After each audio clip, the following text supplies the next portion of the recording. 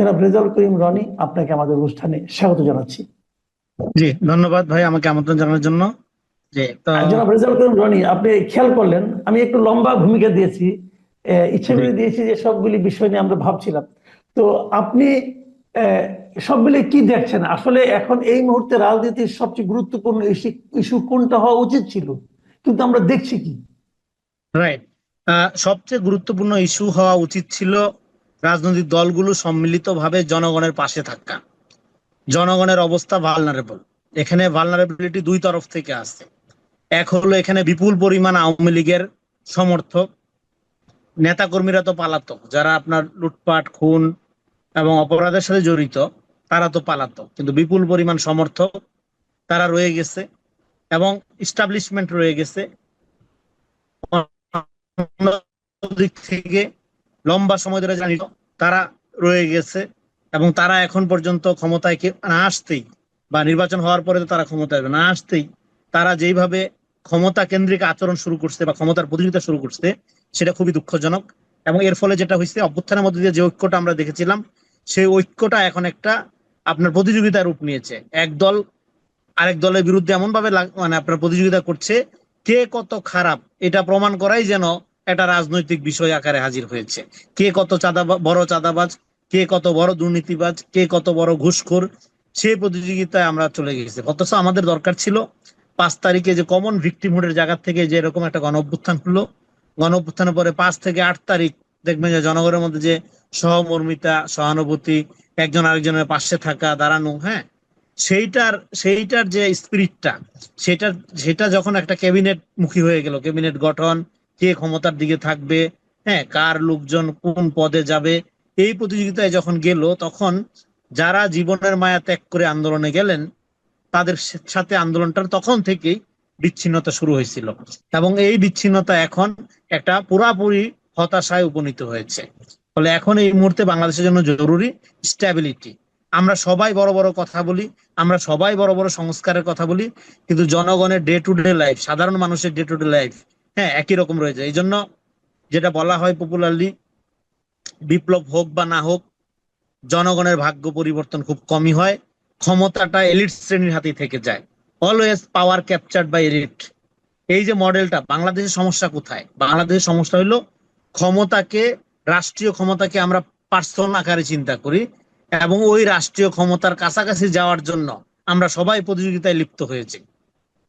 রাষ্ট্রকে আমরা একটা সেবামূলক প্রতিষ্ঠান এখনো পর্যন্ত বানাইতে পারিনি। রাষ্ট্র একটা লুটপাটের সিন্ডিকেট।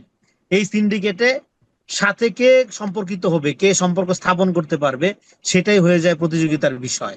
ফলে এই মডেলটাই 5 তারিখের পরে আমরা অবসান চাইছিলাম। আমরা চাইছিলাম রাষ্ট্র একটা সেবামূলক জায়গায় যাবে।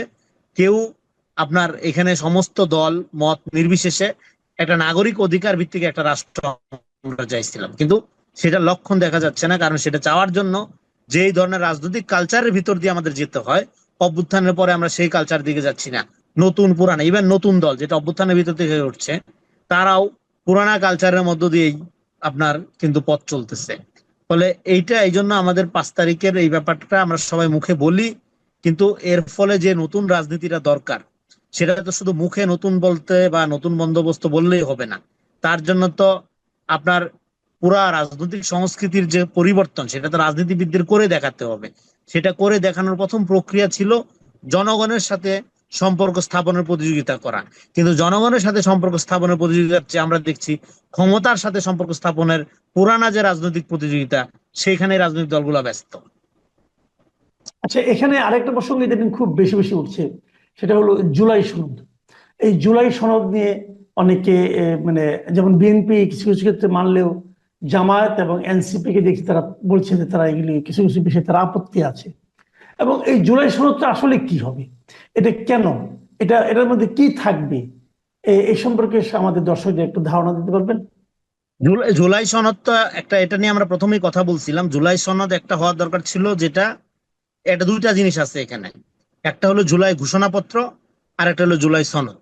এখন জুলাই ঘোষণাপত্র যখন তারা দিতে গিয়ে দেখলো যে এখানে জুলাই ঘোষণাপত্রে এক এক শ্রেণীর বা এক দলের মতাদর্শ বেশি প্রাধান্য পাচ্ছে, তাদের রাজনীতির অনুকূলে সেখানে তারা মানে কি বলবো, সেই ধরনের বয়ান বক্তব্য তারা হাজির করার চেষ্টা করছিল। ফলে তখন এটা নিয়ে আপত্তি উঠলো অন্য দলগুলো।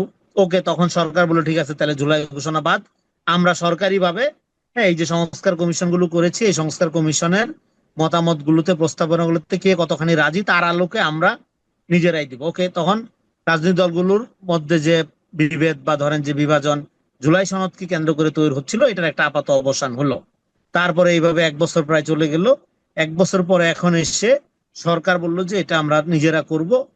এইভাবে তখন তারা একটা খসড়া কয়েকদিন আগে দিয়েছে। এই খসড়া, এখন এই খসড়াটা তার বিএনপি এবং জামাত এবং এনসিপি তারা বলতেছে এটা তারা মানতেছে না, এবং বিএনপি বলছে ঠিক আছে আমরা একমত।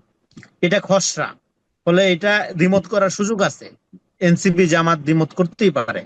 কিন্তু আমরা যেটা বলতে চাই, জুলাই সনদটা হতে হবে জাতীয়। এটা বিএনপির হলেও হবে না, এনসিপির হলেও হবে না, জামাতের হলেও হবে না। এখন প্রবলেম হচ্ছে ওই আগের কথাই, যখন আপনি আপনার সুবিধা দেখছেন তখন আপনি বলছেন যে এটাই জাতীয়, এটাই সঠিক, এটাই জনগণের হওয়া উচিত। যখন আপনি আপনার সুবিধা দেখছেন না, তখন আপনি বলছেন না এটা আমি মানি না, এটা তো স্বার্থ হাসিল হচ্ছে না।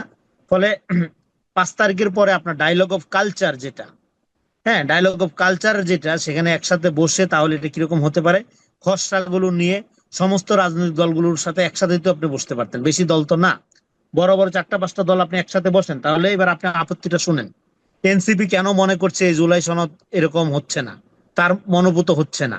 বিএনপি কেন মনে করছে এটাই সঠিক হচ্ছে, মনোভূত হচ্ছে। তাহলে ঘটনাটা কি ঘটতেছে? তো ফলে এটা আপনি ডায়লগ করার মধ্যে সমাধান না করে এখানেও আবার যদি আপনি রাজনৈতিক বিভাজনের চেষ্টা করেন, তাহলে যেটা হচ্ছে, দেখেন 71-এ আমরা কি করছিলাম, এটা একটা জনযুদ্ধ ছিল। আওয়ামী লীগ সেটাকে একটা পার্টিজান যুদ্ধে পরিণত করছিল। আপনি 24-এও যদি একই ঘটনা ঘটান, এটা তো একটা ভাই জাতীয় ইভেন্ট ছিল। এখানে দল, এটা একই সাথে সর্বদলীয় এবং নির্দলীয় একটা মুভমেন্ট ছিল, গণ অভ্যুত্থান ছিল। এখন আপনি যদি জামাত যদি মনে করে তার পলিটিক্স এর সুবিধা অনুযায়ী 71-কে আওয়ামী লীগ যেভাবে ন্যারেট করেছে, 24-কে জামাত যদি ওইভাবে ন্যারেট করে, এটাকে একটা ইভেন্ট তৈরি করে, হ্যাঁ, সে তার ইতিহাস নতুন করে তৈরি করে এখান থেকে সে রাজনীতি আবার মেইনস্ট্রিম হওয়ার চেষ্টা করবে, বা এক ধরনের হিস্ট্রিসিটি তৈরি করার চেষ্টা করবে, এটা তো হবে না। এই ন্যারেটিভ পলিটিক্স তো পরাজিত হয়েছে, 54 বছরের ন্যারেটিভ এখানে টিকে নাই। এখন আমাদের একটা ভ্যালু বেজ রাষ্ট্র লাগবে, একটা নাগরিক ভিত্তিক রাষ্ট্র লাগবে। এখানে দল যার যার থাকুক, রাষ্ট্র সবার প্রতি ইনসাফ করবে। আমার দল কোনোদিন ক্ষমতা না গেলেও রাষ্ট্র আমার প্রতি বেইনসাফি করবে না। এরকম একটা জায়গায় আমাদের আসতে হবে। সেখানে এখনো যদি আপনি আপনার দলের বয়ান, মতাদর্শিক পজিশন, এইটার আলোকে যদি জুলাই না হয়, আপনি এটার পুরা বিরোধিতা করবেন, আপনি এখানে সাইনই করবেন না, যাবেনই না, তাহলে জাতীয় ঐক্যবদ্ধ হবে কিভাবে? আপনার এই জন্য দলগত যে যার যার স্বার্থটা, এটার আগে জাতীয় স্বার্থকে আপনি প্রাধান্য দেন।